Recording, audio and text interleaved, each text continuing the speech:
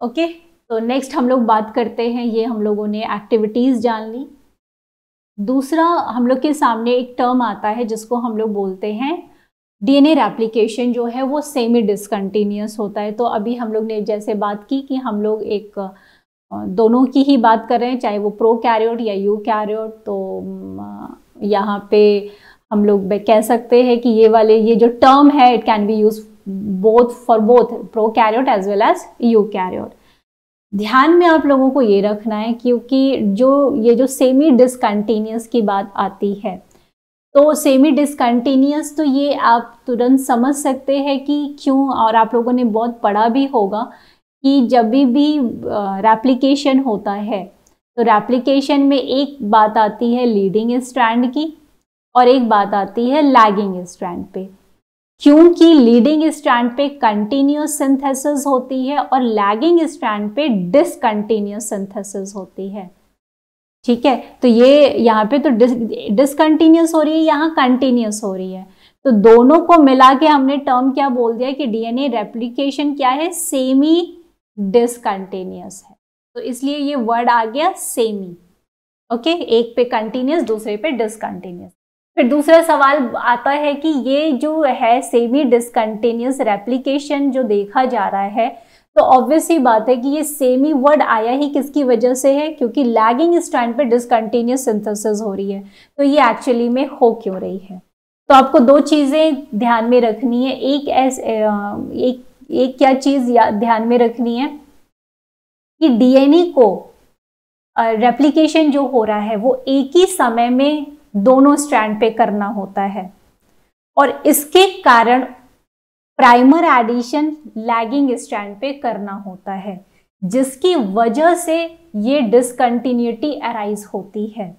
तो हम लोगों ने क्या देखा कि पहला आपको बात को क्या जोड़ना है, क्योंकि डीएनए पॉलीमरेज को दोनों ही डीएनए स्ट्रैंड की सिंथेसिस साथ में करनी होती है, तो इसलिए एक प्रॉब्लम अराइज होती है, जिसकी वजह से, और वो फिर प्रॉब्लम को कैसे सॉर्ट आउट करते हुए लैगिंग स्ट्रैंड पे फिर सिंथेसिस होती है, ठीक, उसको हम लोग देखेंगे। बट आपको ये दो चीज़ों को ध्यान में रखना है कि करने की वजह से उसको क्या करना पड़ता है, प्राइमर को बार बार ऐड करना पड़ता है। हालांकि अभी दिमाग में होगा कि क्यों ऐड करना पड़ता है, ठीक है।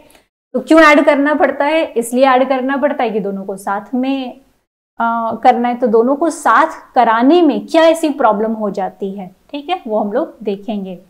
तो अभी आपके सामने यहाँ पे एक डायग्राम दिया हुआ है, आई होप क्लियर होगा, ठीक। तो यहाँ पे आप देख रहे हैं कि ये एक ओरिजिन ऑफ रेप्लिकेशन है। यहाँ पे फिर क्या हो रहा है कि ये जो है डीएनए स्ट्रैंड था, ये जो डीएनए स्ट्रैंड था, अब वो क्या हुआ, ओपन अप हुआ। जब वो ओपन अप हुआ तो उसकी जो है यहाँ पे सिंथेसिस रेड कलर में ऐसे दिखाई जा रही है, ठीक है, यहाँ पे ये है सिंथेसिस हो रही है। एंड द पॉइंट इज कि अब यहाँ पे जब रेप्लिकेशन बबल क्रिएट हुआ, तो रेप्लिकेशन बबल क्रिएट होने के साथ साथ आपको यहाँ रेप्लिकेशन फॉक क्रिएट हो गया। रेप्लिकेशन फॉक क्या होता है? रेप्लिकेशन फॉक वो रीजन है जहां पर आपको, वो जंक्शन है जहां पे आपको एक तरफ क्या दिख रहा है, स्ट्रैंड जो है वो कॉइल्ड है, और एक तरफ क्या दिख रहा है, ओपन अप हो गया है। तो जहां पे कॉइल फॉर्म और ओपन अप फॉर्म आपको दिख रहे हैं, वहां पे आपको एक फॉक बनता हुआ दिख रहा है। तो क्योंकि दोनों ही तरफ रेप्लिकेशन होना है, क्योंकि हम लोग जानते हैं कि बाई डायरेक्शनल, हालांकि इसके बारे में हम लोग जो प्रोकैरियोट शुरू करेंगे तो उसको और देखेंगे कहाँ से आई बात बाई डायरेक्शनल की। तो अभी क्योंकि हम लोग एक कॉन्सेप्ट को समझ रहे हैं, तो ये ध्यान में रखना है कि जैसे ये हमारा रेप्लिकेशन बबल बनता है, दो स्ट्रैंड्स खुलते हैं, तो वहाँ पे दोनों ही साइड पे हमें दो रेप्लिकेशन फॉग दिखते हैं। दो रेप्लिकेशन फॉग ध्यान में रखना है, दो रेप्लिकेशन फॉग दिख रहे हैं, और ये दोनों ही रेप्लिकेशन फॉग आप देख रहे हैं ऑपोजिट डायरेक्शन में मूव कर रहे हैं, ठीक। तो मेजॉरिटी टाइम्स हम लोग क्या करते हैं कि जब हमें ये समझना होता है तो हम लोग क्या करते हैं, इसको इस तरीके से एक रेप्लिकेशन फॉग को समझने की कोशिश करते हैं, ठीक है, ये तो हम लोग क्या करते हैं, इसको अलग देख लिया, इसको अलग देख लिया। ठीक, तो अब हम लोग रेप्लिकेशन फॉर्क को, जब हम लोग सिर्फ अब इस एरिया वाले रेप्लिकेशन फॉर्क को देखेंगे, ये एक रेप्लिकेशन फॉर्क है और यहाँ पे रेप्लिकेशन स्टार्ट हो चुका है। ठीक, तो यहाँ पे अब आप इस डायग्राम को देखिए कि हमने एक रेप्लिकेशन फॉर्क को अलग कर लिया। अब हमारे पास जो इमेज आ गई है वो कुछ इस तरीके से आ गई है। ठीक है, तो अगर हम लोग यहाँ पे इस चीज को ध्यान से देखें तो हमें क्या दिख रहा है, यहाँ पे हमें ये चीज कुछ इस तरीके से दिख रही है, ये ऐसे दिखा, ये ऐसे दिखा, और यहाँ पे हम बना सकते हैं 3 प्राइम एंड 5 प्राइम, 5 प्राइम और 3 प्राइम। अब यहाँ पे आप अब अगर आपको लॉजिक्स और कॉन्सेप्ट क्लियर हो गए हैं तो आप आराम से बता सकते हैं कि इस रेप्लिकेशन फॉर्क में अगर प्राइमर यहाँ पे है तो 5 प्राइम टू 3 प्राइम। अब इसको क्या सिंथेसिस करने में कोई दिक्कत होगी, यहाँ पे डीएनए पॉलीमरेज आया और अब वो कंटिन्यूस सिंथेसिस अपना करता जाएगा, कोई प्रॉब्लम उसको दिक्कत नहीं होगी। पर अब आप यहाँ पर देखिए, यहाँ पे क्या है, यहाँ पे क्या हम प्राइमर लगा के यहाँ कंटिन्यूस सिंथेसिस कर सकते हैं, यहाँ पे प्राइमर लगा के क्या हम कंटिन्यूस सिंथेसिस कर सकते हैं। यहाँ पे हमने 3 प्राइम पे ऐसे लगा दिया 5 प्राइम, सिंथेसिस तो हो ही नहीं सकती, क्योंकि अब हम लोग देखते हुए आ चुके हैं, सारे प्रूफ देख चुके हैं कि सिंथेसिस तो 5 प्राइम टू 3 प्राइम।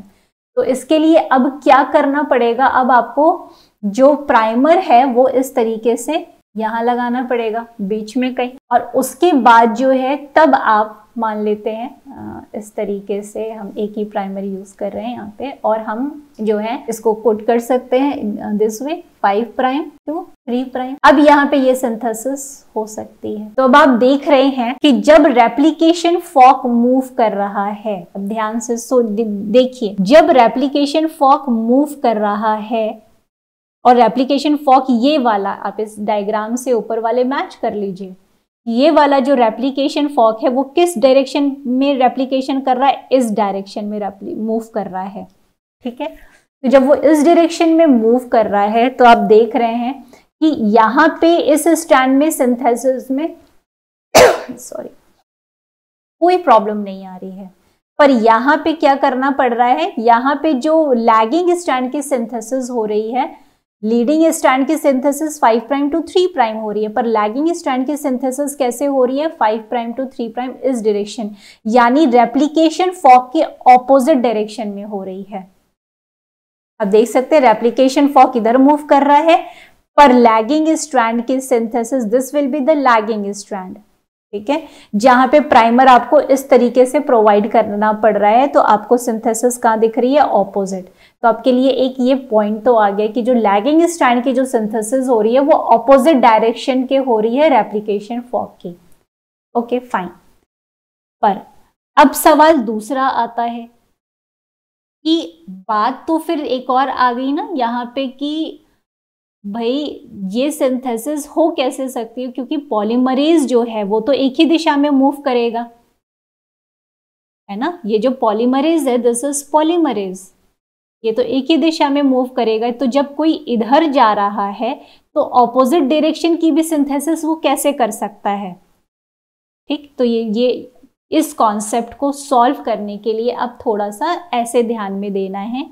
अब इसी फिगर को हम ऐसे बना रहे हैं, ठीक, और फिर हम क्या कर रहे हैं कि ये आया और इसको हमने लूपिंग कर दी। ठीक है, तो अब आप देखिए कि यहाँ पॉलीमरेज है, जो पॉलीमरेज है, सपोज मैं ऐसे पॉलीमरेज ये बना दूं और ये पॉलीमरेज इस तरह से जुड़ा हुआ है, ये 2 डाइमर फॉर्म में ऐसे पॉलीमरेज है और ये जुड़ा हुआ है। हम लोग इसके डिटेलिंग्स करेंगे बट कॉन्सेप्ट्स करेंगे तो बहुत अच्छे से समझिए। यहाँ पे क्या हो गया, 5 प्राइम। अब यहाँ पे जो सिंथेसिस हो रही है 5 प्राइम टू 3 प्राइम वो आराम से होती जाएगी। ओके, एंड द मीनवाइल यहाँ पे जो प्राइमर है, यहाँ जो प्राइमर अवेलेबल था, जो आपने ये यहाँ पे ऐसे डाला था, तो अब क्या हो रहा है, वो प्राइमर जब यहाँ पे आया होगा तो वो सिंथेसिस अब इस दिशा में कर सकता है। तो इस प्रॉब्लम को सॉल्व करने के लिए कि भाई लैगिंग स्ट्रैंड जो है वो सिंथेसिस तो रेप्लिकेशन फॉर्क के ऑपोजिट में कर रहा है, पर डीएनए पॉलीमरेज तो एक ही साथ ही सिंथेसाइज करेगा दोनों स्ट्रैंड की।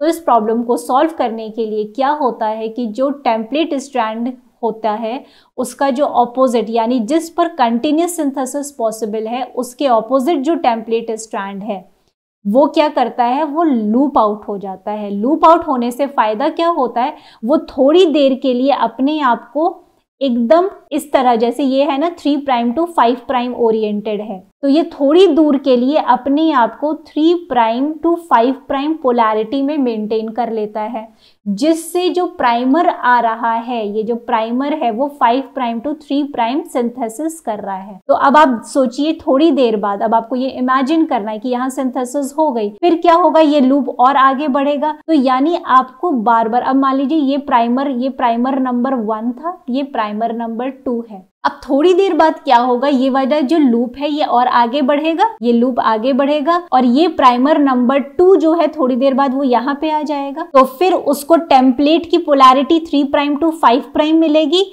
और ये जो है 5 प्राइम टू 3 प्राइम सिंथेसिस कर ले। तो कहने का सेंस क्या हुआ कि लीडिंग स्ट्रैंड तो कंटिन्यूस सिंथेसाइज हो जाता है, बट लैगिंग स्ट्रैंड के साथ जो प्रॉब्लम होती है कि उसको पोलैरिटी बार बार मेंटेन करना पड़ता है, ठीक, ताकि वो 5 प्राइम टू 3 प्राइम सिंथेसिस कर पाए और जिस तरफ रेप्लिकेशन फॉर्क मूव कर रहा है उसी दिशा में सिंथेसिस कर पाए, राइट। बट जब हम इसको खोलेंगे तो ये ध्यान में रखना है कि सिंथेसिस वो ऑपोजिट ही कर रहा है। किसके ऑपोजिट कर रहा है, रेप्लिकेशन फॉर्क के, ठीक। लूपिंग आउट सिर्फ क्या कर रहा है कि हम मेंटेन कर पाए उसी डायरेक्शन को सिंथेसिस के लिए, और जिसकी वजह से बार बार प्राइमर जो है रिलीज करना पड़ता है लैगिंग स्ट्रैंड पे, ताकि लैगिंग स्ट्रैंड के सिंथेसिस हो पाए। तो इसलिए जो प्राइमर रिलीज हो रहा है बाद में उसको फिर रिमूव करना पड़ता है। तो प्राइमर के बाद जो है डीएनए पॉलीमरेज इस तरीके से हम लोगों को बीच बीच में मिल रहा होता है और हमें जो डीएनए स्ट्रैंड है किस तरीके से मिलते हैं, बीच बीच में डीएनए स्ट्रैंड मिलते हैं जिसको हम लोग कहते हैं ओकाज़ाकी फ्रैगमेंट्स, ठीक।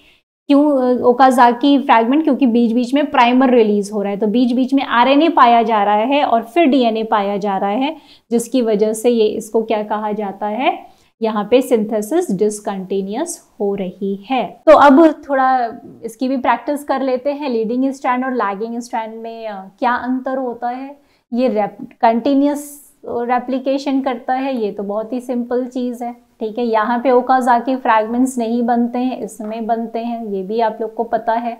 दूसरी चीज़ आपको क्या यहाँ देखने को मिल रही है, opens up in 3 prime to 5 prime direction, जो आप रिलेट कर सकते हैं या प्रैक्टिस कर सकते हैं। ये कहाँ ओपन होता है, 5 प्राइम टू 3 प्राइम। ये लीडिंग स्ट्रैंड की सिंथेसिस 5 प्राइम टू 3 प्राइम, और ये सिंथेसिस नहीं, ग्रो किस तरफ ग्रो कर रहा है, किस तरफ बढ़ रहा है, ये कहाँ किस तरफ बढ़ता है, ऑपोजिट 3 प्राइम टू 5 प्राइम, ठीक। इस चीज को अगर स्टेटमेंट, क्योंकि आप लोग प्रैक्टिस कर चुके हैं, पिक्टोरियल डायग्राम आपके पास है, अब इन दो स्टेटमेंट को सिर्फ रट नहीं लेना है, एक बार प्रैक्टिस करनी है। Why we are writing this you know require single primer, ये मल्टीपल प्राइमर, ये क्या है, ये भी इंपॉर्टेंट है। ये रेप्लिकेशन फॉर्क की तरफ ही बढ़ता है, ये away from the replication fork. अब यहाँ पे कंफ्यूज नहीं होना है, क्यों नहीं कंफ्यूज होना है, अब यहाँ पे अगर हम लोग डायग्राम करें कि लूप का जब फॉर्मेशन हो गया तब तो ये फॉर्क की तरफ ही बढ़ रहा है, पर नहीं। कहने का सेंस क्या है कि जब हम इस लूप को अगर ओपन अप कर दें, इस तरफ से हम लोग ने ओपन अप किया था, तो ये 5 प्राइम टू 3 प्राइम सिंथेसिस इसी तरफ तो करेगा। ये तो लूप की वजह से इस डायरेक्शन में आपको दिख रहा है, बट एक्चुअली में अगर हम ओपन अप करें तो वो रेप्लिकेशन फॉर्क से दूर ही जा रहा है, तो ये ध्यान में रखना है। तो ये सब आपके लिए इम्पॉर्टेंट पॉइंट्स हो गए। इसके लिए डीएनए लाइगेज का रिक्वायरमेंट नहीं होता है, इसके लिए होता है, ये हम लोग आगे देखेंगे। जिनको पता है अच्छी बात है, बाकी इसके लिए होता है, it requires DNA ligase, okay. और दूसरी इंपॉर्टेंट बात क्या है, जो शॉर्ट फ्रैगमेंट्स यानी जो ओकाज़ाकी फ्रैगमेंट्स, डीएनए के स्मॉल फ्रैगमेंट्स जो जनरेट होते हैं, वो बैक्टीरिया और यूकैरियोट में डिफरेंट होते हैं। तो ये क्वेश्चन ऑलरेडी आ चुका है, उनकी लेंथ अलग होती है। तो इंटरेस्टिंगली बैक्टीरिया के केस में ज़्यादा लंबे होते हैं, 1000 से 2000 न्यूक्लियोटाइड के होते हैं, but in case of eukaryote it is 100 to 400 nucleotide. तो ये ऑपोजिट सा साउंड कर रहा है कि छोटा ऑर्गेनिज्म है बट ओकाज़ाकी फ्रैगमेंट बड़े हैं, और यूकैरियोट के केस में छोटे होते हैं। तो अगर अब हम लोग रैप अप करें तो हमारे पास अब हम लोगों के पास जो चीज़ अवेलेबल है कि हम लोगों ने प्राइमेस को जान लिया है और डीएनए पॉलीमरेज। तो डीएनए पॉलीमरेज का एक पूरा डिटेल्ड डिस्कशन हुआ और ये जो पॉलीमरेज, ये जो बातें की गई हैं वो ओवरऑल विजन है डीएनए पॉलीमरेज का, क्योंकि हम लोग आगे देखेंगे कि प्रोकैरियोट के केस में कौन कौन से पॉलीमरेजेस होते हैं, ठीक है, और इन पॉलीमरेजेस के पास किसके पास कौन सी एक्टिविटी होती है ना। तो अभी तो हम लोगों ने एक्टिविटी को जाना है कि डीएनए पॉलीमरेजेस के पास ये चीजें हो सकती हैं, पर किसके पास स्पेसिफिकली कौन सी चीजें हैं, कौन सी एक्टिविटी है। तो अगर एक्टिविटी सबकी स्पेसिफिक होती जाएगी कि भाई इसके पास ये एक्टिविटी है, इसके पास ये एक्टिविटी है, तो जाहिर सी बात है उसका रोल और फंक्शन अलग होता जाएगा, ठीक है। कोई हाईली प्रोसेसिव है, कोई कम प्रोसेसिव है, अगेन रोल और फंक्शन अलग होता जाएगा। जैसे कि हम यहाँ पे देख रहे हैं कि जैसे डीएनए प्रोकैरियोट में पॉलीमरेज फर्स्ट क्या कर रहा है, वो रेप्लिकेशन के लिए रिस्पॉन्सिबल नहीं है। रेप्लिकेशन के लिए कौन रिस्पॉन्सिबल है? Polymerase third enzyme. DNA polymerase third जो है वो मेन रेप्लिकेटिंग एंजाइम होता है, और पॉलीमरेज फर्स्ट, सेकेंड, 4, 5 वो दूसरे कामों के लिए रिस्पॉन्सिबल। तो हम लोग जब डैमेज रिपेयर पढ़ेंगे तो ये वाले नाम बार बार आएंगे, ये वाला भी आएगा, ठीक। पर अभी जब हम लोग रेप्लिकेशन पढ़ रहे हैं तो रेप्लिकेशन में सबसे ज्यादा चर्चा किसकी होने वाली है? पॉलीमरेज थर्ड की। हाँ यस, पॉलीमरेज फर्स्ट का भी रेप्लिकेशन में एक इम्पॉर्टेंट रोल है जो कि हम लोग डिस्कस करेंगे।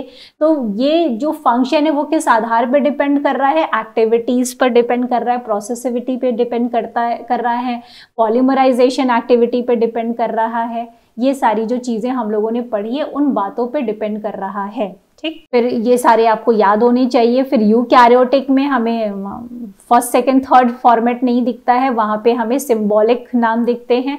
तो ये इस तरीके से आप याद कर सकते हैं, क्योंकि कभी कभी बच्चे इसी बात में कंफ्यूज हो जाते हैं कि हाँ पॉलीमरेज थर्ड जो है मेन रेप्लिकेटिंग एंजाइम है, तो इसी चीज को फिर यूकैरियोट में भी बोलने लगे, ठीक है। तो ये कंफ्यूजन कभी कभी हो जाता है। तो अगर ऐसे भी याद रखेंगे कि यहाँ पे प्रोकैरियोट के केस में हम लोगों ने रोमन नंबर में रिप्रेजेंटेशन रखा है और यहाँ पे क्या है? सिंबॉलिक प्रेजेंटेशन है, alpha, beta, gamma, delta, epsilon और इस तरीके से। तो इन यहाँ पे भी हर की अपनी अपनी एक्टिविटी है, polymerisation, processing, exonuclease, proof reading activity, उनके आधार पे उनके काम बटे हुए हैं और ये सारी चीज़ें आपको पता भी होनी चाहिए, ठीक है। तो यहाँ पे जैसे पॉलीमरेज एप्सिलॉन आपको दिख रहा है, तो यहाँ पे आप एक लॉजिक लगा सकते हैं कि पॉलीमरेज एप्सिलॉन लीडिंग स्ट्रैंड की सिंथेसिस कर रहा है, इसका मतलब ये हाईली प्रोसेसिव होगा, इसके पास प्रूफ रीडिंग एक्टिविटी भी होगी। तो इस तरीके से आप ये सारी चीज़ें लगा सकते हैं। जहाँ पे सॉस रिस्पॉन्स है, जहाँ पे आपको दिखता है कि अरे टीएलएस टाइप की सिंथेसिस हो रही है, तो वहाँ पे मोस्ट प्रोबेबली क्या देखने को मिलेगा कि प्रूफ रीडिंग एक्टिविटी वहाँ नहीं होगी। तो इस तरीके से आप लोगों को प्रैक्टिस करनी है कि एंजाइम्स के नाम याद रहें, रोल याद रहे, फंक्शन याद रहे और एक्टिविटीज याद रहें, ओके। तो यस, अब हम लोग कवर अप कर चुके हैं primase and the very long discussion of DNA polymerase, ठीक है। तो अब हम लोग मूव कर रहे हैं हेलिकेज पर, और अब ये याद रखना है कि टोपोआइसोमरेज ऑलरेडी डिस्कस हो चुका है, ठीक। तो चलिए हम लोग नेक्स्ट मूव करते हैं हेलिकेज एंजाइम पर। बात किसकी होने जा रही है? हेलिकेज। अब ध्यान से आप लोगों को ये जानना है और समझना है कि जैसे ही हेलिकेज का नाम आता है तो सिंपली एक तो चीज़ आप जानते हैं कि ये जो एंजाइम है ये nucleic acid strand separation enzyme होता है। पर यहाँ पे अब आपको, क्योंकि चीज़ें अब बहुत इलेबोरेट होती जा रही है, क्वेश्चंस भी उस हिसाब से इलेबोरेट होते जा रहे हैं, तो you have to go in a little bit of depth, ठीक। तो हालांकि बहुत ज़्यादा इसके फैमिलीज और क्लासेस आ चुके हैं, बट हम लोग एक ऐसा ओवरव्यू देखेंगे जहाँ पे हम लोगों का इसका एक होल सोल कॉन्सेप्ट क्लियर हो जाए और थोड़ा बहुत डेप्थ में भी चीज़ों को हम लोग क्लियर करेंगे। तो ये न्यूक्लिक एसिड स्ट्रैंड सेपरेशन की भाई, अगर जब डीएनए जो है रेप्लिकेट करना शुरू होता है तो जो हेलिकेज एंजाइम है वो क्या करता है, वो इसको स्ट्रैंड को सेपरेट करने के लिए रिस्पॉन्सिबल हो जाता है, ठीक है, तो कुछ इस तरीके से यहाँ ये गैदर हो जाएगा। और ये किससे अटैच होता है? सिंगल स्ट्रैंड से अटैच होता है, डबल स्ट्रैंड से नहीं। ये कुछ छोटी इन्फॉर्मेशन होती हैं जो कि ऑलमोस्ट सभी लोग जानते हैं। बट अभी यहाँ पे आपको ध्यान में क्या रखना है कि actually it's not a single enzyme. ये एक सिर्फ एक एंजाइम नहीं है, ये पूरी इसकी एक फैमिली है, इसकी पूरी एक फैमिली है। It is a family of nucleic acid strand separation enzyme, ठीक है, जिसको हम हेलिकेज कहते हैं। ठीक, पहली चीज। दूसरी चीज कि ये जो हेलिकेज एंजाइम है, it is present in all organisms, all organisms. ठीक, और सिर्फ ये ऐसा नहीं है कि ये आपको देखने को मिलेगा कि ये रेप्लिकेशन में ही इन्वॉल्व हो रहा है। ठीक है, ये काफी सेल्यूलर प्रोसेस में इन्वॉल्व होता है। चलिए, replication is one of them, replication आप लोग कह सकते हैं, it is one of them. ठीक, बट और कहाँ पे आपको देखने को मिलेगा ये एंजाइम? रिपेयर, इसके कुछ फैमिली जो है वो कहाँ पे आपको काम करते हुए दिखेगी? रिकॉम्बिनेशन इवेंट्स में दिखेंगे ये। और कहाँ दिखेंगे? ये ट्रांसक्रिप्शंस में दिख सकते हैं, ट्रांसक्रिप्शन इवेंट में भी दिखते हैं ये। ठीक है, या क्रोमोसोम सेग्रीगेशन में ये दिख सकते हैं, क्रोमोसोम को अलग करने के लिए। ठीक, टेलोमियर मेंटेनेंस में। तो एक तरह से देखा जाए तो ये काफी इनकी खूब बड़ी सी फैमिली है। और कुछ कुछ एस्पेक्ट में ये हर means they are involve in actually all aspect of nucleic acid metabolism. हाँ, आप ये चीज कह सकते हैं कि कहीं ना कहीं ये जो काम कर रहे हैं वो न्यूक्लिक एसिड मेटाबॉलिज्म से ही कर रहे हैं, ये नहीं है कि कुछ और कर रहे हैं, न्यूक्लिक एसिड मेटाबॉलिज्म से ही रिलेटेड काम कर रहे हैं। जिसमें आप एक काम जो बहुत अच्छे से जानते हैं कि ये रेप्लिकेशन में इन्वॉल्व होता है। ठीक, तो ये चीज पॉइंट जो है याद रखनी है। ठीक, तो नेक्स्ट बात क्या आती है कि जो हेलिकेज का एक्सप्रेशन जो है वो हायर ऑर्गेनिज्म में ज्यादा देखा गया है। हायर ऑर्गेनिज्म में इनका एक्सप्रेशन बहुत ज्यादा देखा गया है। तो लगभग 1% जो है, जो जीन्स हैं यूकैरियोटिक जीनोम में ही देखा जाए तो they are involve in encoding only RNA और डीएनए हेलिकेज। अब यहाँ पे आपको एक और इम्पॉर्टेंट चीज देखने को मिल रही होगी कि जब हम लोग हेलिकेज की बात करते हैं और रेप्लिकेशन की बात करते हैं तो बात क्या आ जाएगी? DNA helicase. पर आपको और यहाँ पे एक इम्पॉर्टेंट बात क्या मिल गई कि ये हेलिकेज आरएनए हेलिकेज भी हो सकता है। So these are some very crucial aspect of helicase enzymes. Next जो है, जो DNA helicase है, yes it is involved in strand separation, जो हम लोग अभी बात कर चुके हैं डुप्लेक्स DNA के, but it is a kind of, this is a hexameric protein, hexameric protein. और ये जो हेक्सामेरिक प्रोटीन है, जो यहाँ पे हम लोगों ने ये जो स्ट्रक्चर बनाया है, इट्स समथिंग लाइक दिस कि ये रिंग लाइक शेप फॉर्म होती है। और ये 6, यहाँ पे आप ये कहते हैं 1 2 3 4 5, तो ये 6 सब यूनिट की हेक्सामेरिक रिंग बनाता है। और इस तरीके से आके ये क्या होते हैं? ये अटैच हो जाते हैं यहाँ पे इस तरीके से। ठीक, दोनों ही स्ट्रैंड पे, और एनसर्कल कर लेते हैं, हेक्सामेरिक प्रोटीन क्या बना रहे हैं? रिंग लाइक स्ट्रक्चर बना रहे हैं। और सिंगल स्ट्रैंड, ये बहुत इंपॉर्टेंट है, सिंगल स्ट्रैंड को क्या करते हैं? एनसर्कल कर लेते हैं। और मेजॉरिटी ये कहाँ पे जो एनसर्कल पोजीशन होती है, जहां पे सिंगल स्ट्रैंड और डबल स्ट्रैंड का जंक्शन होता है ना, यहाँ सिंगल स्ट्रैंड और डबल स्ट्रैंड का जहाँ जंक्शन होता है, वहीं पे एक्चुअली इसकी लोकेशन होती है कि वो आगे बढ़ते जाते हैं, रेप्लिकेशन फॉर्क को आगे बढ़ाने में मदद करते हैं। ठीक है, और इनसे आगे भी क्या जुड़ जाता है, कह सकते हैं रेप्लिजोम या प्राइमोजोम, दो अलग अलग टर्म्स हैं जिनको हम लोग आगे देखेंगे। ठीक, तो जैसे कि हेक्सामेरिक सब यूनिट्स की प्रेजेंट होती हैं, तो ये जो सब यूनिट्स होती हैं ये एक्चुअली में एक टर्म होता है रेक ए फोल्ड।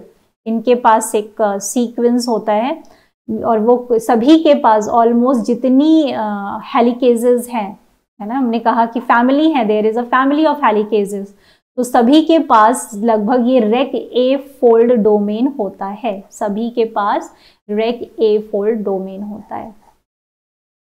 ठीक है, तो और ये सब जो इम्पोर्टेंट पॉइंट हैं वो कोट कर रहे हैं और बहुत इम्पोर्टेंट। और जो हेलिकेज मॉलिक्यूल है उसके पास क्या होता है, एनटीपी बाइंडिंग साइट होती है, एनटीपी बाइंडिंग साइट। एक एनटीपी बाइंडिंग साइट होती है और एक क्या होती है, पॉलीन्यूक्लियोटाइड बाइंडिंग साइट। इनके पास दो साइट जो है, हेलिकेज मॉलिक्यूल के पास दो साइट प्रेजेंट है, एनटीपी बाइंडिंग साइट और एक क्या होती है, पॉलीन्यूक्लियोटाइड बाइंडिंग साइट। और इसके बाद क्या होता है, इसके पास होता है ATP binding. By ATP means, NTP means ATP binding site, यानी एटीपी की ये क्या कर सकता है, एटीपी को ये बाइंड कर सकता है और एटीपी को ये हाइड्रोलाइज कर सकता है और अपनी एटीपी की हाइड्रोलिटिक एनर्जी का इस्तेमाल करके ही ये क्या करता है, अपना काम करता है ऑफ सिंगल स्ट्रैंड सेपरेशन। ठीक है, तो आई होप ये चीज़ क्लियर होगी। दूसरी चीज़ है बच्चों कि मेनली क्या होता है कि जब हेलिकेज का मूवमेंट होना शुरू होता है और आपको पता है कि रेप्लिकेशन फॉर्क खुल रहा है, हेलिकेज मदद कर रहा है, तो ऑब्वियस सी बात है कि वो किसी न किसी पोलैरिटी पे मूव कर रहा होगा। पोलैरिटी यानी कि पोलैरिटी क्या होगी, या तो वो 5 प्राइम टू 3 प्राइम मूव कर रहा होगा और या तो 3 प्राइम टू 5 प्राइम। तो एक्चुअली में वो किस ओर मूव करता है, तो हेलिकेज जो है उसके पास ये दोनों ही पोलैरिटी हो सकती है। ये हम लोग देखेंगे, ये आपको अब से ये पॉइंट्स लिख रहे हैं तो उसमें अब आपको ध्यान देना होगा कि जब हम लोग इकोलाई की बात करें तो हाँ, हेलिकेज की क्या पोलैरिटी है, यूकैरियोट के केस में हेलिकेज की क्या पोलैरिटी है।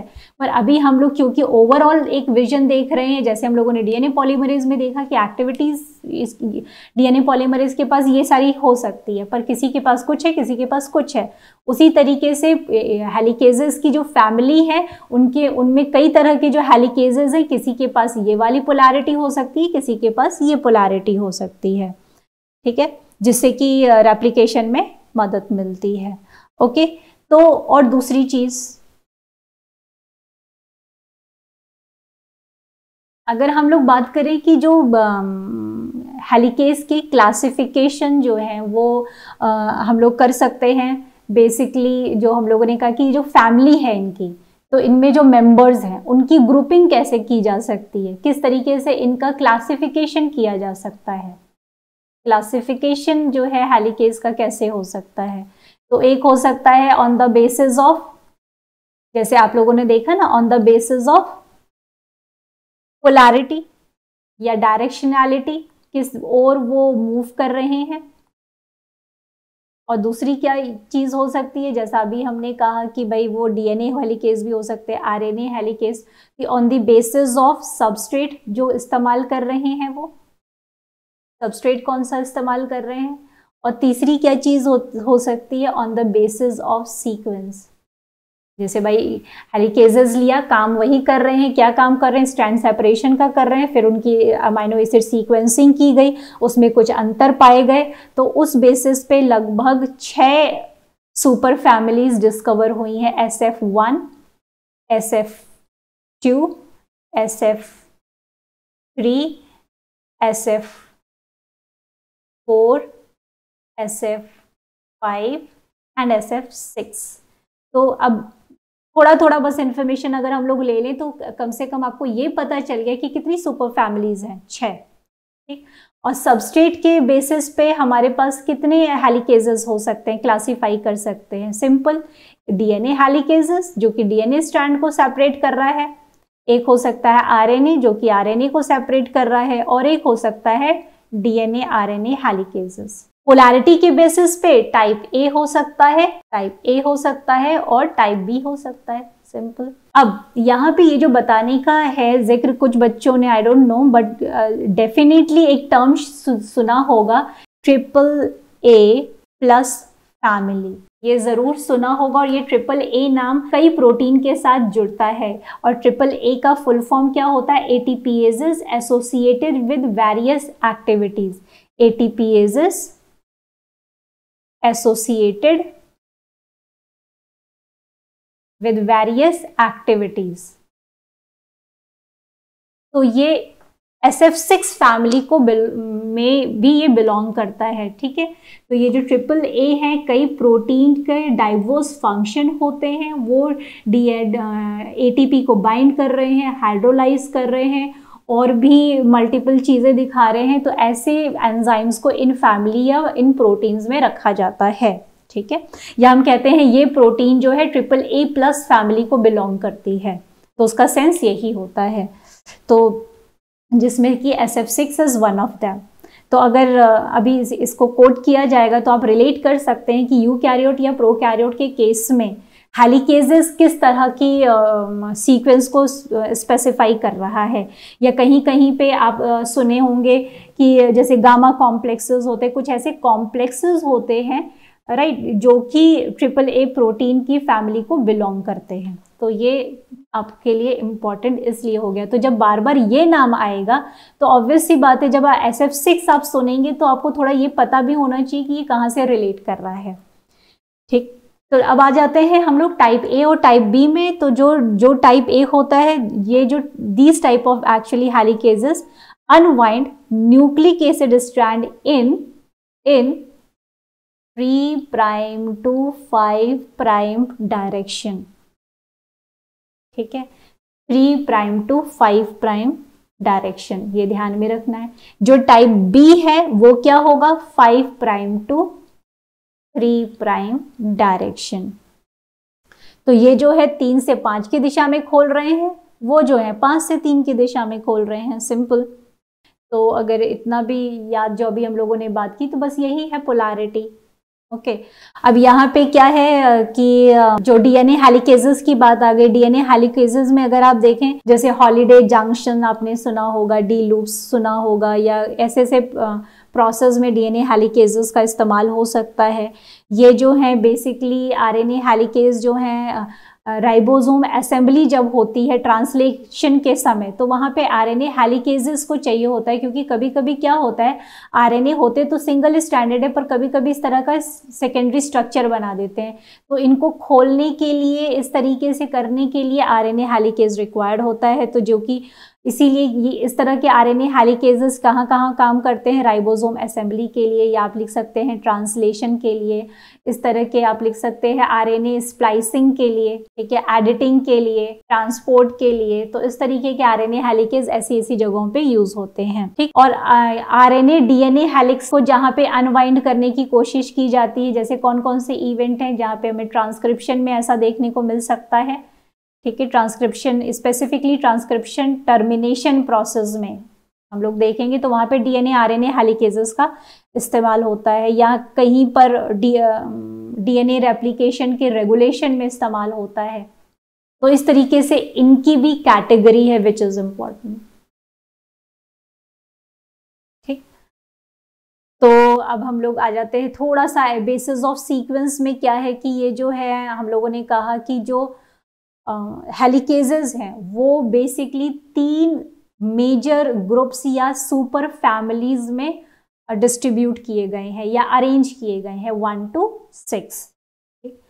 अब इसमें भी हम लोग ये डिटेल में नहीं जाएंगे। SF1 में भी SF1A होता है, SF1B होता है। तो जो 1A होता है वही है। 1A कहाँ से आ गया, इसकी जो पोलैरिटी है 3' to 5' होती है। तो इसमें बहुत ज़्यादा कंफ्यूज होने की आपको ज़रूरत ही नहीं पड़ेगी। इसकी पोलैरिटी 5' to 3' होती है, ठीक है। तो और ये जो अगर आप एग्जाम्पल देखिए, जो इस तरह के SF1 हेलिकेजेस, मैं अलग से लिख दे रही हूँ कि जो SF1 हेलिकेजेस हैं वो बेसिकली कहाँ यूज हो रहे हैं। दीज हेलिकेजेस हैव रेप्लिकेशन में या UVRD जो होते हैं रिपेयर मैकेनिज्म में, ये सब काम करते हैं इस तरह के हेलिकेजेस, ठीक है। और जैसे और भी हैं, REC-D है, SF2 में ये सारे जो प्रोटीन्स हैं वो यूज़ होते हैं। REC-D है या DDEA हेलिकेज, ये इस फैमिली को बिलोंग करता है। ये सब एग्जाम्पल मैं आप लोग को दे रही हूँ। उसी तरीके से जो, सॉरी ये SF1 ही है, SF1, और ये है, अब आ रहे हैं SF2, this is super family SF2, ठीक है। तो ये जो है एक्चुअली ये याद रखना है सिर्फ इतना कि ये लार्जेस्ट फैमिली है, ये हेलिकेज की सबसे बड़ी फैमिली है, लार्जेस्ट ग्रुप ऑफ हेलिकेजेस है, और इनकी डायरेक्शनलिटी ज़्यादातर 3 प्राइम टू 5 प्राइम ही होती है, यानी कि ये किसको बिलोंग करते हैं, टाइप ए हेलिकेजेस होते हैं। ठीक है, और ज़्यादातर कुछ एक्सेप्शंस भी हो सकते हैं जहाँ पे टाइप बी हेलिकेजेस हो, यानी 5 प्राइम टू 3 प्राइम हो। ठीक है, उसी तरीके से नेक्स्ट है हमारा SF3। ये जो SF3 है इसमें भी ये भी टाइप ए ही टाइप होते हैं। तो आप देख रहे हैं कि मेजरली जो रिलेशन है वो इसी से रिलेशन है कि किस तरह की उनकी पोलैरिटी है। ठीक, तो ऐसे जो SF3 टाइप है ये ज़्यादातर DNA वायरसेस में देखे गए हैं, इस तरह के जो वो है, जैसे कि पैपिलोमा वायरस, इसके पास E1 हेलिकेज होता है, E1 बड़ा स्पेशल हेलिकेज जिसके पास टाइप ए पोलैरिटी होती है और ये SF3 को बिलोंग करते हैं। उसी तरीके से SF4 जो है वो टाइप बी होता है, type B obviously 5 prime to 3 prime polarity. और जो SF4 हेलिकेज है, जैसे कि जीन 4 हेलिकेज करके है जो कि पाया जाता है बैक्टीरियोफाज T7, मैंने पूरा नहीं लिखा है, बस यहाँ पे ये याद रखिएगा, and it is also termed age group 4 helicase. ये थोड़ा इंपॉर्टेंट हो सकता है क्योंकि आप लोगों ने सुना होगा बैक्टीरियल ट्रांसक्रिप्शन फैक्टर रो, RHO, ये आप लोगों ने सुना होगा। तो ये जो रो है प्रोटीन ट्रांसक्रिप्शन में जो टर्मिनेशन में काम करती है प्रोकैरियोट्स के केस में, तो उसमें SF5 हेलिकेज, ये एक तरह से SF5 हेलिकेज होता है। ठीक है, तो ये याद रखिएगा, दिस इज SF5 हेलिकेज जो रो प्रोटीन होती है। और ये बहुत ही स्मॉलेस्ट है। लार्जेस्ट कौन है, SF2, तो this one is the smallest. Next आते हैं 6 पर।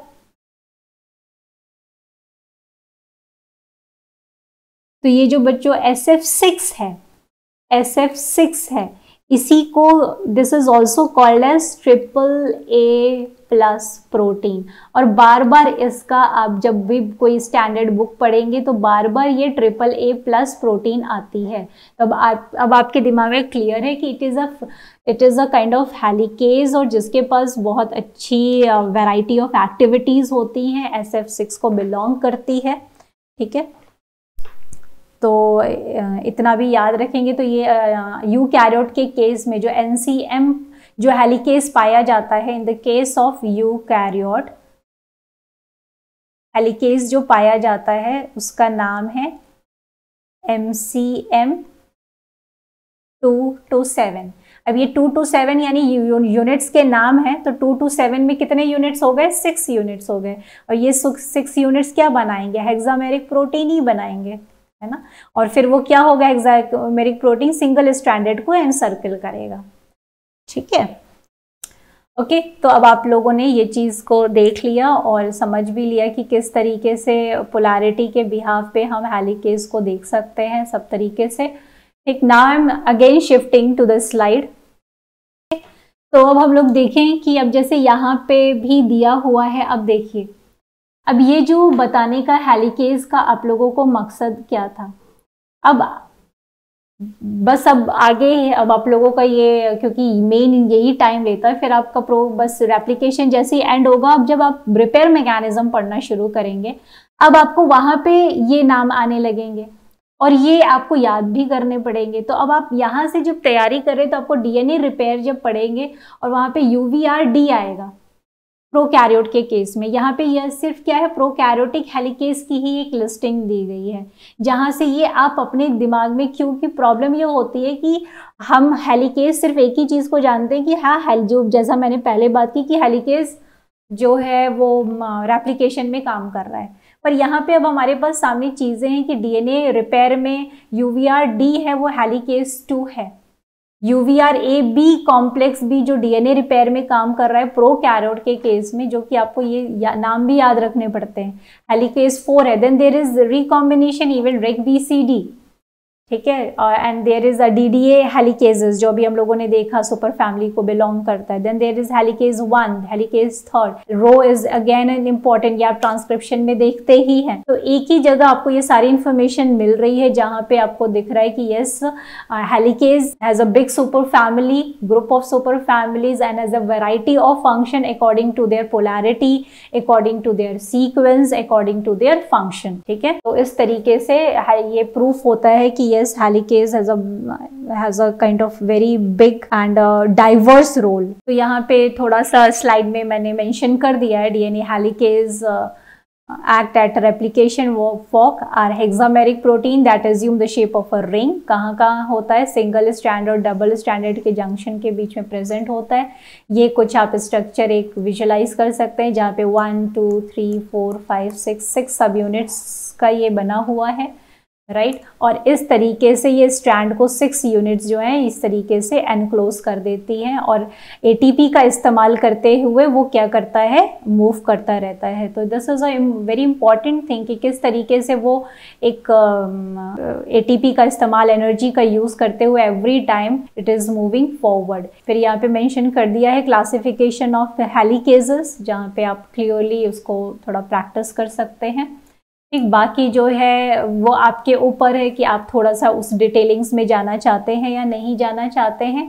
ठीक, और आपको अगर इतने तक ही सीमित रहना है कि हाँ मुझे इतना आ जाए कि yes what is the classification of helicases, और बाकी इतना ऐसा कुछ है नहीं। टाइप ए स्पेसिफिक पोलैरिटी को मेंशन करता है, टाइप बी भी स्पेसिफिक पोलैरिटी को बस मेंशन कर रहा है, and just you have to concentrate on this part because every time when you study, even जब आप सेल साइकिल या ये सब भी पढ़ेंगे तो भी ये बार बार AAA+ फैमिली प्रोटीन्स का जिक्र होता है, इसलिए एक कोर आइडिया बस दिया गया है, नहीं तो बहुत सारी ये स्किन की डिटेलिंग्स है, बहुत डिटेलिंग्स हैं।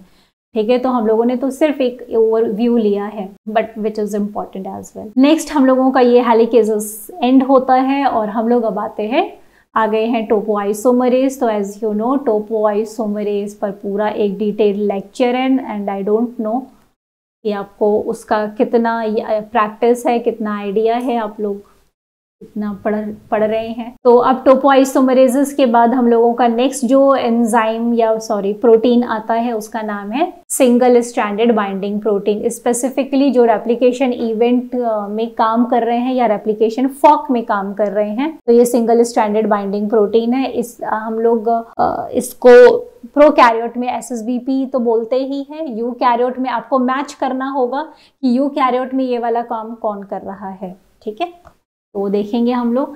तो हालांकि this is very simple and I think सभी को ये आइडिया होता है। सिंगल स्ट्रैंडेड बाइंडिंग प्रोटीन वो प्रोटीन होती है कि एक बार जब DNA स्ट्रैंड जो है वो ओपन अप हो जाता है तो वो फिर से रिकॉइल ना हो जाए या रीएनील ना हो जाए, क्योंकि जैसे ही आप मान लीजिए 2 वायर को आप क्या करते हैं, अलग करने की कोशिश करते हैं, ठीक, और जैसे ही छोड़ते हैं वो फिर से रीएनील हो जाता है। तो उसी तरीके से जैसे जैसे रेप्लिकेशन फॉर्क आगे मूव कर रहा है तो चांसेस हो सकते हैं कि वो फिर से रीएनील हो जाए, तो उसको अवॉइड करने के लिए single stranded binding protein add होती है, और वो सिंगल स्ट्रैंडेड से ही ऐड होती हैं। और जैसे जैसे सिंगल स्ट्रैंडेड प्रोटीन से ये जो एक जुड़ती है तो दूसरी भी उतनी डबल एफिशिएंसी के साथ जुड़ती है, फिर जो तीसरी जुड़ेगी वो उससे और तेजी से जुड़ेगी। तो कहने का सेंस ये है कि ये कोऑपरेटिव बाइंडिंग यहाँ पे देखने को मिलती है कि जैसे जैसे एक SSB मॉलिक्यूल बाइंड करेगी तो वो अपने एडजेसेंट रीजन पे दूसरे मॉलिक्यूल को प्रमोट कर रही है उतनी ही तेजी से बाइंड करने पे। ठीक है,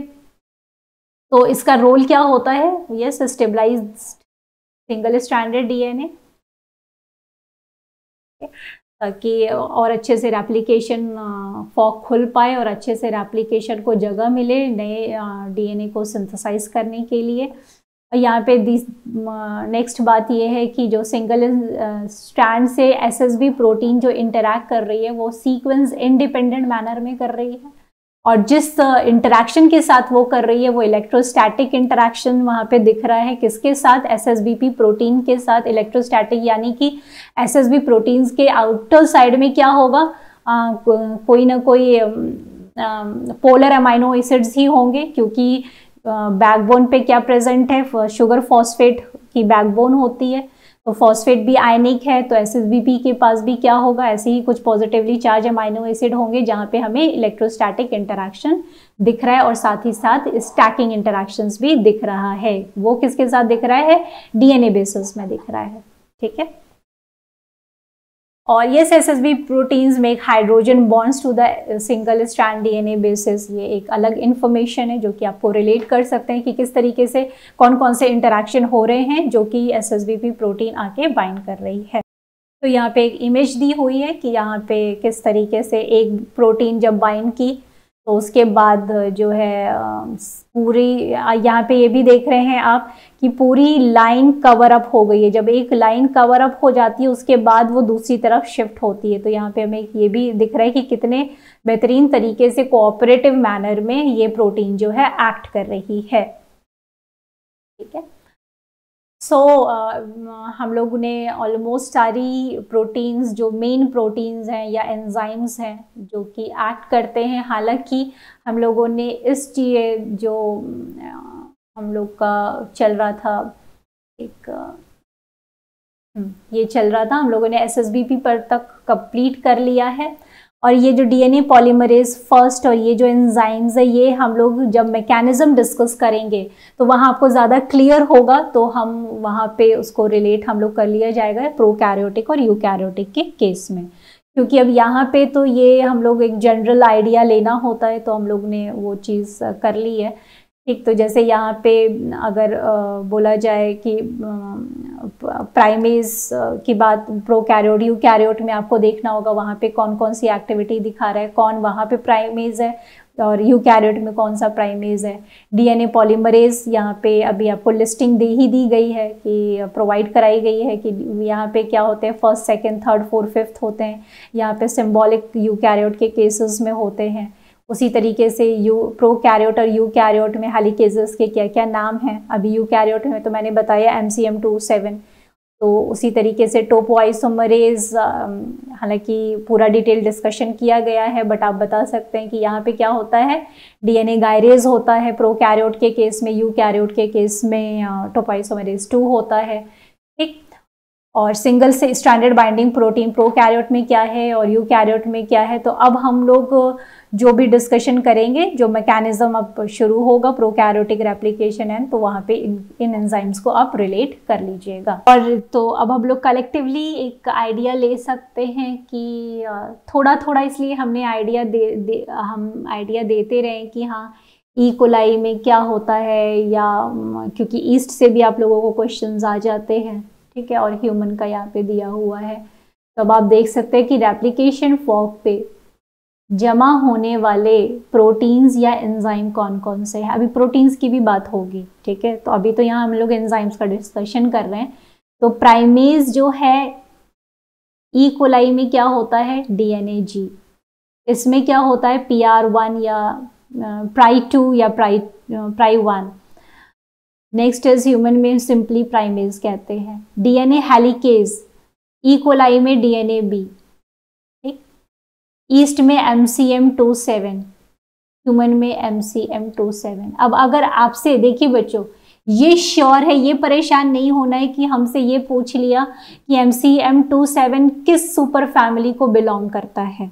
हालांकि अभी आपको पता चल गया कि ये SF6 को बिलोंग करता है। ठीक, तो इतना अगर आप याद रखें तो ये आपको बेनिफिट जरूर देगा।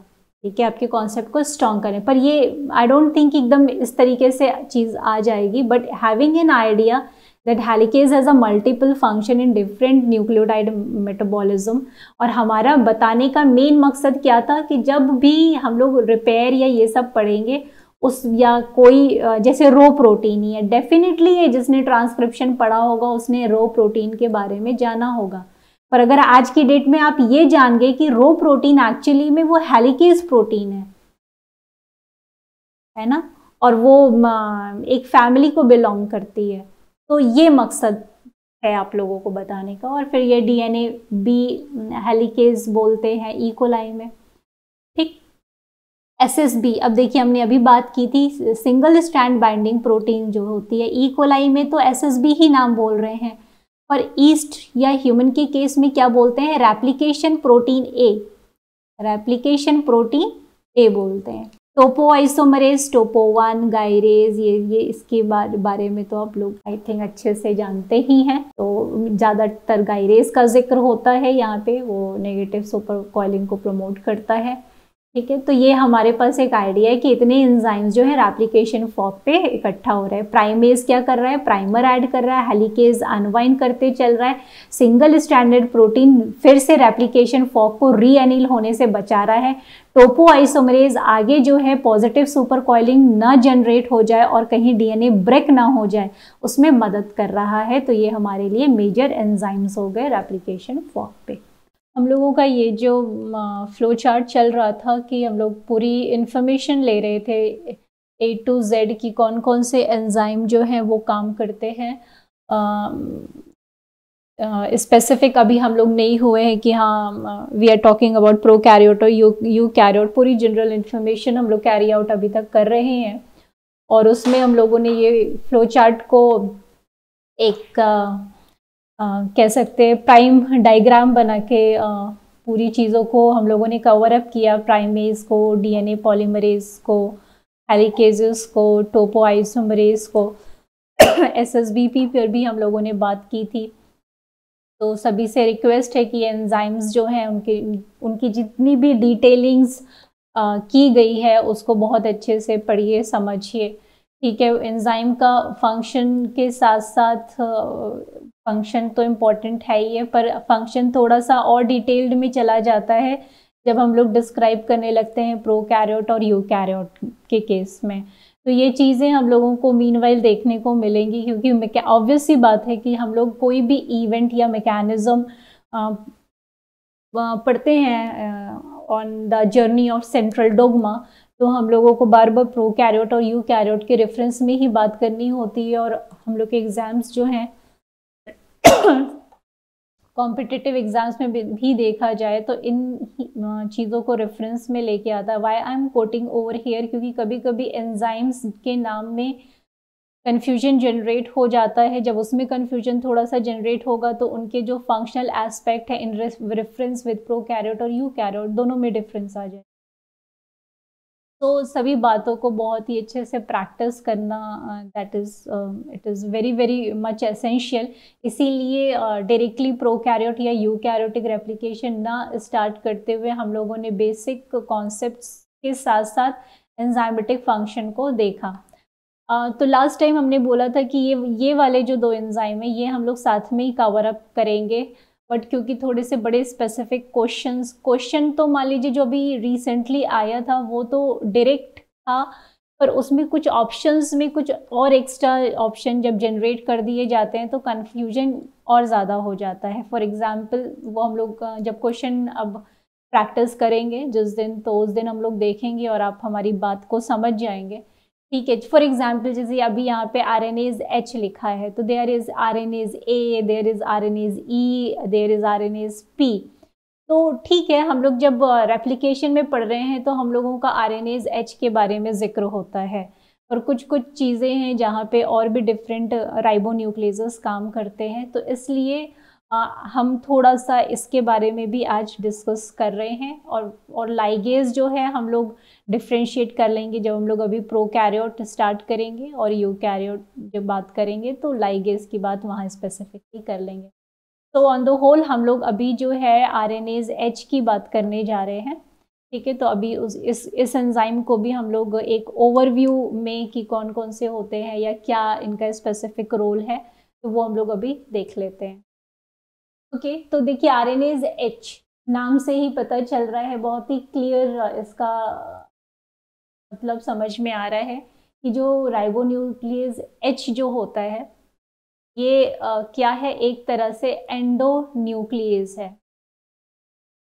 एंडोन्यूक्लियस तो है, तो एंडोन्यूक्लियस की बात जैसे ही बात सामने आई तो आप क्या कहेंगे कि RNA स्ट्रैंड होना चाहिए, और RNA में जो है वो कहीं भी अगर ये 5 प्राइम 3 प्राइम कोई भी एंड हम मेंशन करें तो वो बीच में कहीं भी कटिंग कर सकता है। ठीक है, और अगर कोई राइबोन्यूक्लियस यहाँ कटिंग कर रहा है इस तरीके से तो आप बोलेंगे वो 3 प्राइम टू 5 प्राइम RNAs है, राइट, या 5 प्राइम टू 3 प्राइम होगा तो वो इस एक्सोन्यूक्लियस एक्टिविटी दिखा रहा है, पर वो अगर यहाँ पे क्लीव कर रहा है दैट मीन्स वो एंडोन्यूक्लियस है। तो पहली तो बात ये आ गई कि ये एक्चुअली में होते क्या हैं, दीज आर राइबोन्यूक्लियस। तो थोड़ा नाम से ही पहले क्लियर कर लेना है कि ये किस फैमिली को बिलोंग करते हैं। ये एक तरह से छोटे ग्रुप ऑफ एंजाइम्स हैं जो कि किस फैमिली के अंदर आते हैं, राइबोन्यूक्लियस। राइबोन्यूक्लियस क्या है, जो आरएनए को क्लीव करेगा। और इनकी प्रॉपर्टी क्या होती है। अब राइबोन्यूक्लियस बच्चों नाम से ही यहाँ पे क्लियर हो गया कि राइबोन्यूक्लियस का हम लोगों ने नाम लिया राइबोन्यूक्लियस। तो राइबोन्यूक्लियस हो सकता है कि एक्सो एक्टिविटी दिखाए और या तो एंडो एक्टिविटी दिखाए। तो अब आप लोग बात को समझ गए होंगे कि किस तरह से क्वेश्चंस को या तो स्पेसिफाई कर सकते हैं और ज़्यादा डीपेन कर सकते हैं, या तो एक ओवरव्यू एस्पेक्ट में भी क्वेश्चन पूछा जा सकता है। ठीक है, तो हमें यहाँ पे क्लियर हो गया कि राइबोन्यूक्लियस एंजाइम जो एक हैवी फैमिली है, कह सकते हैं बड़ी फैमिली है, उसमें जो है ये एंजाइम जो है आरएनए को क्लीव करेंगे। अब आरएनए को अगर वो बाहर के साइड से क्लीव कर रहे हैं तो हम लोग एक्सो राइबोन्यूक्लियस बोलेंगे, और नहीं तो हम लोग उनको एंडोन्यूक्लियस। पर क्योंकि अभी हम लोगों को रेप्लिकेशन में जो बात करनी है या जो नाम आना है वो आएगा आरएनएज एच, तो हम लोग थोड़ा स्पेसिफिक हो गए इसको लेके कि ये भाई हम लोग ये पढ़ेंगे इसमें रेप्लिकेशन के दौरान इसका नाम आएगा आरएनएज एच का, जो कि एक एंडोन्यूक्लियस है और जो कि एक राइबोन्यूक्लियस है। ठीक है, और दूसरी तो हम लोग इस पे भी टिक आउट कर सकते हैं कि ये एंडोन्यूक्लियस हो सकते हैं। दूसरी चीज़ क्या हो गई कि देखिए है बहुत ही सिंपल इन्फॉर्मेशन आपके, और आपके पार्ट बी में डायरेक्टली ऐसे ही, पर अगर आपको ये इन्फॉर्मेशन पता है तो ठीक, नहीं तो फिर गलत होने के चांसेस बढ़ जाएंगे। तो और यहाँ पे एक और चीज़ दिया है, they are non sequence specific. ऐसा नहीं है कि कोई स्पेसिफिक सीक्वेंस हो तो फिर वो एंडोन्यूक्लियोटिक एक्टिविटी अपनी दिखाएंगे। ठीक, तो ये ध्यान में रखना है। दूसरी चीज़ इनका मैकेनिज्म क्या होता है कि ये हाइड्रोलिटिक मैकेनिज्म तो शो करते हैं, पर वो क्लीवेज क्या करते हैं, कहाँ पे ये आरएनए को क्लीव कर रहे हैं, जहाँ पे आरएनए और डीएनए, जैसे फॉर एग्जाम्पल अगर यहाँ पे हमने भी ये शो किया तो एक्चुअली में इसके साथ और क्या जुड़ा होना चाहिए, डीएनए।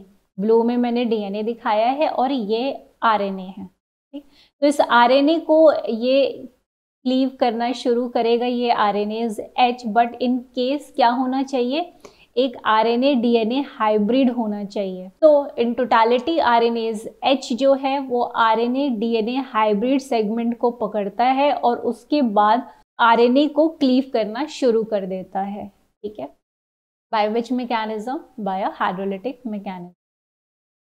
दूसरी चीज आरएनएज एच जो है तो वो ऐसा नहीं है कि वो सिर्फ बैक्टीरिया की बात यहाँ पे होगी, या तो ये आरएनएस, क्योंकि हम लोग एक पूरा एक जनरल मैकेनिज्म देख रहे हैं तो ऑब्वियस सी बात है ये बैक्टीरिया में भी है, आर्की बैक्टीरिया में भी है और यूकैरियोट्स में भी देखा जाएगा।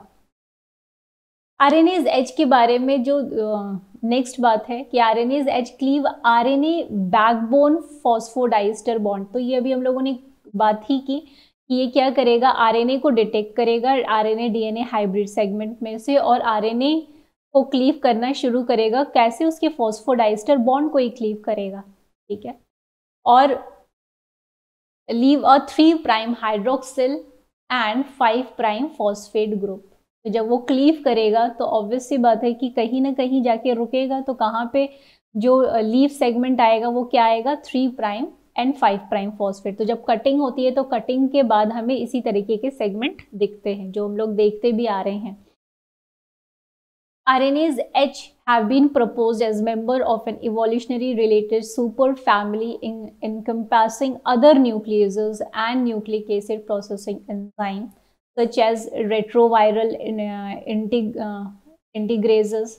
तो इस तरह का जो RNAs H है, जहाँ पे हमें वायरसेस में भी कुछ इस तरह के राइबोन्यूक्लियसेस होते हैं, कहीं कहीं पे हमें ये क्या बोलते हैं, हाँ PV, ये हम लोग देखेंगे राइबो स्विचेस में देखेंगे कुछ ऐसी प्रोटीन्स होती हैं। ठीक है, वहाँ पे भी कुछ प्रोटीन्स जो हैं उनके कुछ सेगमेंट्स जो हैं इस तरह की न्यूक्लियस एक्टिविटी दिखाते हैं, राइबो न्यूक्लियस एक्टिविटी दिखाते हैं। ठीक है, जहाँ पे हमने अभी बात की ही कि कुछ राइबो न्यूक्लियस क्या हो सकते हैं, एक्सोन्यूक्लियोलिटिक क्लीवेज कर सकते हैं और कुछ अंदर पे काट सकते हैं। और अकॉर्डिंगली देखें तो आरएनएज एच जो है या राइबो न्यूक्लियस एक्टिविटी जो है सिर्फ आरएनएज एच में ही नहीं, और भी ऐसी अलग अलग न्यूक्लियस की फैमिलीज हैं जहाँ पे वो प्रोटीन सेगमेंट्स में पाए जाते हैं और इस तरह की राइबो न्यूक्लियस एक्टिविटी दिखा सकते। दूसरी चीज, आरएनएज एच जो है 2 सब टाइप्स में होता है, H1 and H2।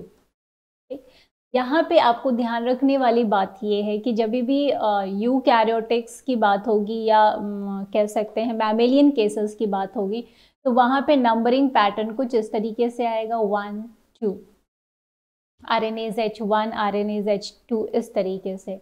But prokaryotes के केस में क्या होता है कि यहाँ पे रोमन नंबर हम दिखाते हैं, यानी RNase first and RNase 2। For example जैसे यहाँ पे दिया भी हुआ है कि ई कोलाई के केस में अगर हम बोल रहे हैं आरएनएज H1 इस तरीके से, H1 रोमन नंबर में लिखा है, तो ये एक्चुअली में होमोलॉग है। किसका होमोलॉग है? आरएनएज H1 होमो सैपियंस में। तो यहाँ पे यूकैरियोट के केस में हम लोग नंबरिंग कैसे कर रहे हैं, नंबर 1 इस तरीके से कर रहे हो, यहाँ पे हम लोग रोमन नंबर ले रहे हैं।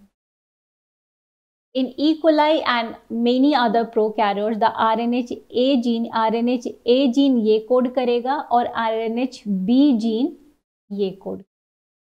ठीक, एक और थर्ड क्लास का RNA थर्ड भी पाया जाता है which is occurring in bacteria and archaebacteria. ठीक है, तो ये और इनका एसोसिएशन एक्चुअली H2 जैसा ही है। तो अगर कंक्लूड करें हम लोग तो प्रोकैरियोट के केस में आरएनएज H1 और आरएनएज H2 हमें देखने को मिलता है, और यूकैरियोट्स या मैमेलियन केसेस में हम देखें तो हम यही चीज़ जो है इस तरीके से रिप्रेजेंट की जाती है, आरएनएज H1 और आरएनएज H2।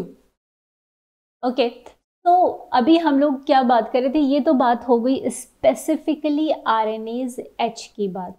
पर जब हमने आरएनएज H शुरू किया था तो हम लोगों ने क्या कहा, आरएनएज H है क्या, ये एक तरह का राइबो न्यूक्लियेज एंजाइम है। तो थोड़ा सा हम लोग अपनी इंफॉर्मेशन को और बढ़ा देते हैं, थोड़ा सा डिस्कशन करते हैं राइबो न्यूक्लियस के बारे में। तो अब आपको एग्जाम्पल के उससे भी प्रूफ हो जाएगा, ये आपको हेल्प करेगा और राइबो न्यूक्लियस को समझने के लिए। जैसे यहाँ पे कुछ एग्जाम्पल्स दिए, ठीक है, तो ये क्या है, ये सभी राइबो न्यूक्लियस है। तो अब आपको यहाँ पे दिख भी रहा होगा कि आपको एक जगह दिख रहा है कि आरएनएज ई क्या है, एंडो राइबो न्यूक्लियस है। ये क्या करता है, प्रोसेस करता है राइबोसोमल आरएनए और डिग्रेड करता है एमआरएनए को। ठीक, तो इस तरीके से आप थोड़ा थोड़ा प्रैक्टिस कर सकते हो और कुछ न्यूक्लियस को और याद रख सकते हैं। ठीक है, उसी तरीके से जो आरएनएज जी है ये भी एक तरह का एंडो राइबो न्यूक्लियस है। ऑलमोस्ट ये किसकी तरह होता है, आरएनएज ई ही की तरह बिहेव करता है।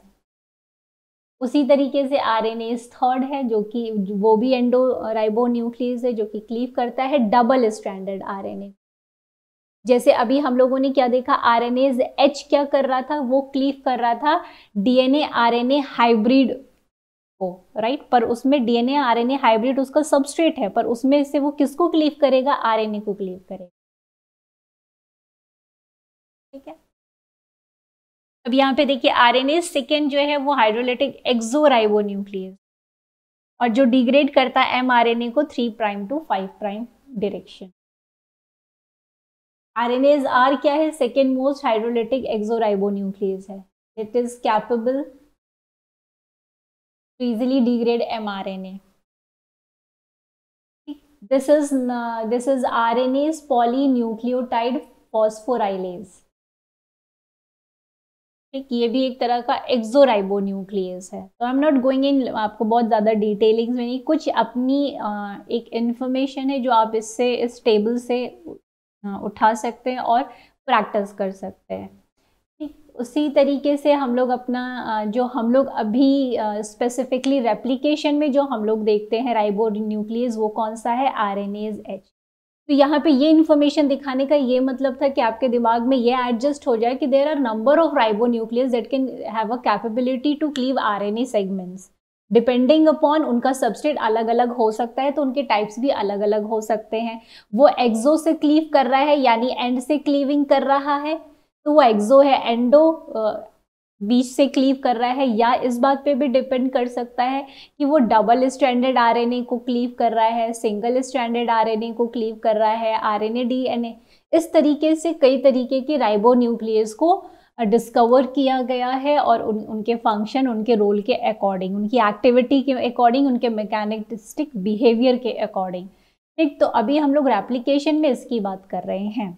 तो अब यहाँ पे आप देख सकते हैं कि ये क्या है, ये एंडोन्यूक्लियस है और ये बैक्टीरिया, आर्की और अभी हम लोगों ने इसकी बात भी, यही इन्फॉर्मेशन हम लोगों ने आरएनएज एच से रिलेटेड स्लाइड्स में देखी थी। ये क्या करता है, क्लीव्स करता है राइट फॉस्फोडाइस्टर बॉन्ड को, और यहाँ पे देख रहे हैं उसका क्या है, डीएनए आरएनए ड्यूप्लेक्स है। तो आप लोग को एग्जाम में, रिसेंट एग्जाम में सीधे यही आ गया था, DNA RNA duplex.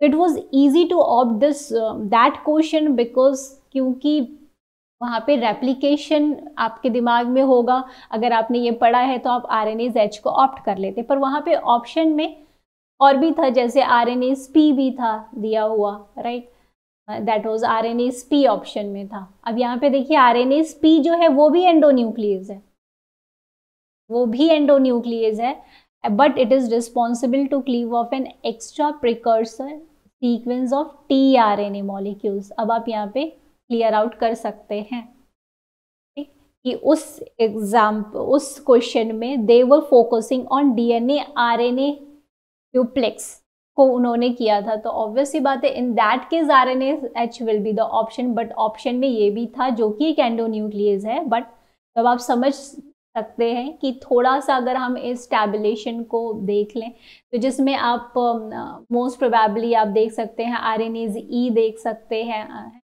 You can be a selective क्योंकि बहुत सारा याद करना पॉसिबल नहीं है, तो आप ई देख सकते हैं, जी देख सकते हैं, आर देख सकते हैं, ठीक। फिर उसके बाद यहाँ एच तो आपको पता ही है, then you can look for a also, right, और उसके बाद दिस आर या RNase 2 3 to 5 में सिंगल स्ट्रैंडेड और DRNA को क्लीव करता है। उसके बाद आप देख सकते हैं RNase P। तो you can be a selective enough. E आप देख रहे हैं, L आप देख रहे हैं इंटरफेरॉन इंड्यूस राइबोन्यूक्लियस। तो talking coming back to our point, तो हमारा ये इन्फॉर्मेशन देने का यही मकसद था कि नाउ दे आर, आप इसको कह सकते हैं, they are attending to a vast criteria जहाँ पे वो कुछ भी राइबोन्यूक्लियस ऑप्शंस में दे सकते हैं। तो ये आपकी थोड़ी सी प्रिपरेशन और प्रैक्टिस होगी। But as we are discussing replication, right, हम लोग रेप्लिकेशन की बात कर रहे हैं, तो हम लोग मेजॉरिटी किसका डिस्कशन आएगा, आरएनए रिमूवल के लिए आरएनएज एच का in case of replication event.